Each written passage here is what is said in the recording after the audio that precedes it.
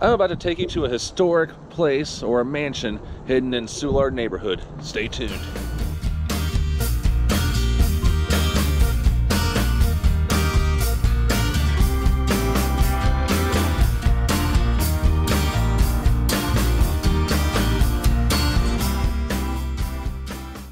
Hello and welcome to another episode of Historically Marked.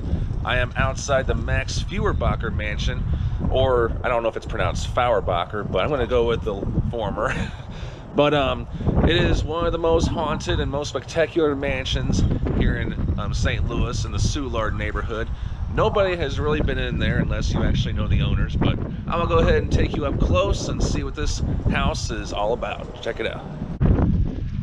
So what's really interesting is last month, which was October 2020, this mansion was put up for sale, and I don't know if there's any potential buyers or whatnot, but I do hear through the grapevine, or at least through some things online, that some investors may turn it into like a bed and breakfast or something.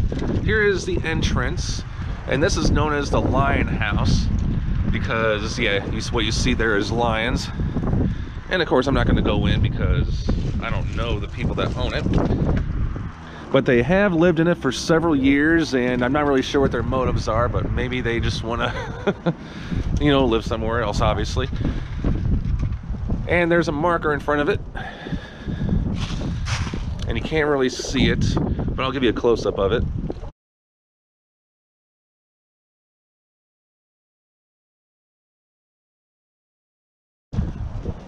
Frenchtown, by the way, is what Soulard neighborhood was called back in the 19th century.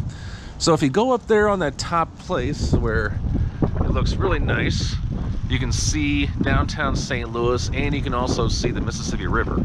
Now from where I'm standing, I can't see the river, even if I were to move that tree. But it's pretty cool either way you look at it. So who was Max Feuerbacher, or Max Feuerbacher? Well, he was the owner of the Green Tree Brewery, as the marker says, and the Green Tree Brewery was just a stone's throw from where I'm standing. And it's actually, you know, I think the Anheuser-Busch Brewery, which is like not too far from where I'm at, they bought out a bunch of the old land. So what I've read about this is there is an underground cave that connects to the basement, and nobody really knows that for sure. I think it's just something that's been going around. But you know, back in the day, 19th century brewers, you know, they stored their beer and all their alcoholic beverages and whatnot, storing them in caves for refrigeration purposes. So I'm going to go ahead and kind of take you around the house. And so if you're interested in looking around or buying it, there it is. But right now, as by the time you watch this video, it'll probably be sold, so who knows. I don't even know what they're asking for. I want to say $1 million, but I don't know that for sure, or maybe something 6 figures. That sun is bright, I know. But I'm gonna go ahead and take you to the outside of the house, and there's a hidden camera, but it's not pointing at me. And it is securitized. But because of the historicness of this house, and no, that is not a real dog lying there, it's a stuffed animal.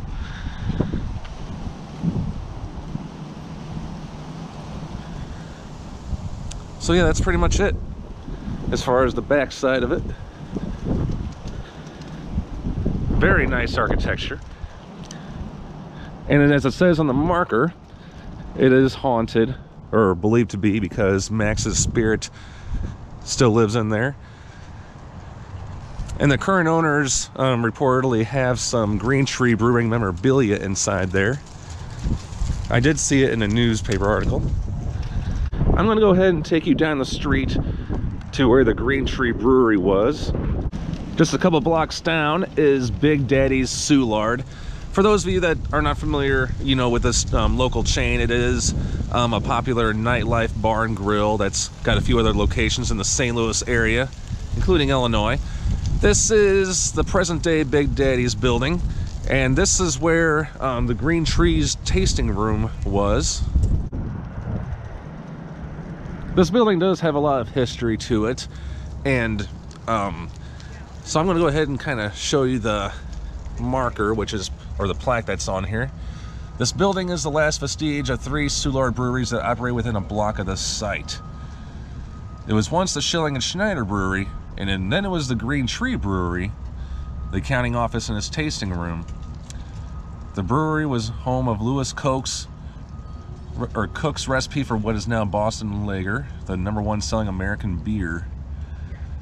And then again, Max Feuerbacher is mentioned, and the home, of course, is that way where we were.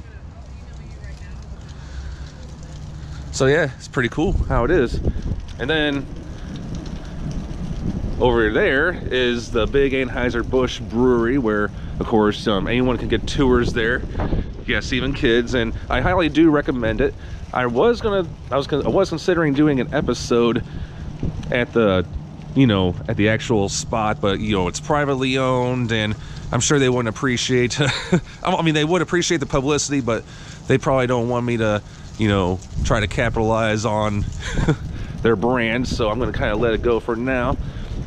But yes, it is kind of known that the Green Tree Brewing was like, somewhere in this area, even where the Anheuser-Busch Brewery parking lot is.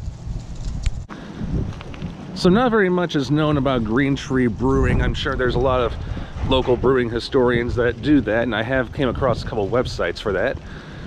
But a little history about Green Tree Brewery. It was founded by Feuerbacher and Joseph Schneider. Schneider would leave the partnership to follow his own arrow and open up a Choteau Avenue Brewery in St. Louis. But he would later be replaced by Louis Schlossstein. And I'll tell you another cool thing about this is this stone or something. I'm not really sure what the significance of that is. There's no writing or inscription on it. Thank you so much for tuning into this episode of Historically Marked.